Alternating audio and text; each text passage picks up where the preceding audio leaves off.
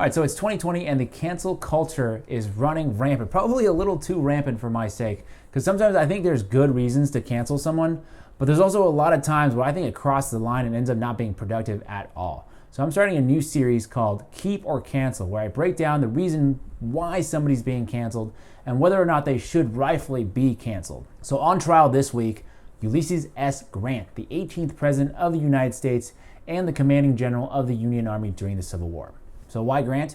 Well, over the weekend, a statue of Grant was toppled by protesters in San Francisco's Golden Gate Park. If you're thinking, why Grant? Wasn't he the former president and the commanding general of the Union Army who helped defeat the Confederate States and free the slaves?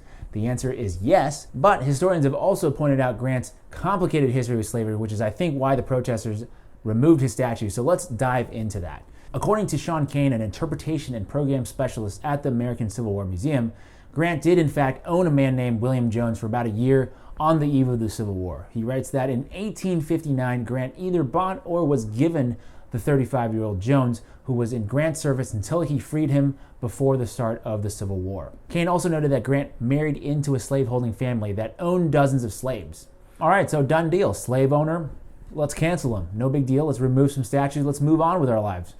But I'm not sure if we should jump to that conclusion so quickly, because I think things are more complicated than that, and we have to, because Grant is a historical figure, we should look at him and analyze him through the lens of the time in which he lived, which was during the slave days. Hamlin Garland, an early biographer who spoke with Grant's neighbors, wrote, "The use of slaves on the farm was a source of irritation and shame to Grant.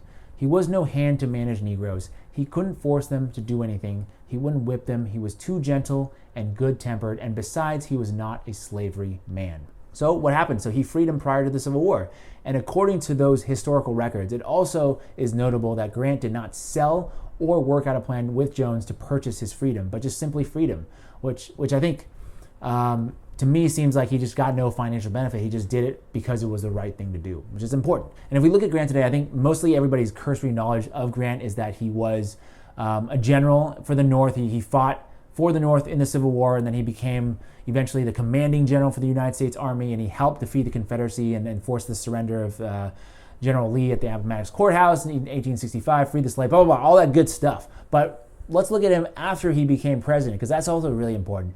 In 1871, he signed into law the Civil Rights Act of 1871, which empowered the president to use the armed forces to combat those who conspire to deny equal protection of the laws, and if necessary, to suspend habeas corpus to enforce the act. And this was one of those ceremonial gesture type things like that, just, not enforced.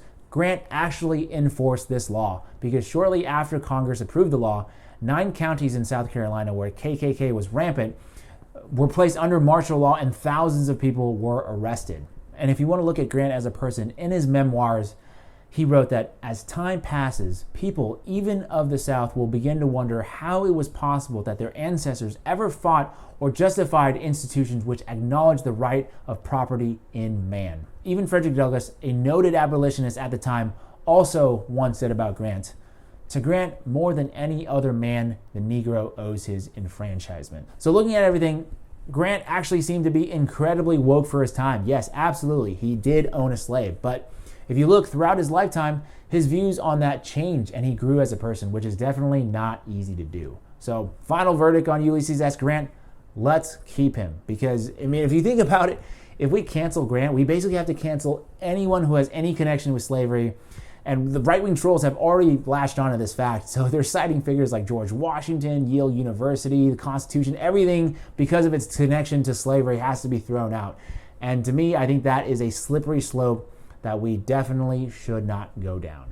Thank you so much for watching. Let me know in the comments below if you agree or disagree with my assessment of whether to keep or cancel President Grant. As always, please like and subscribe to this video. Support independent media. My name is James Lee, and thank you so much for your time.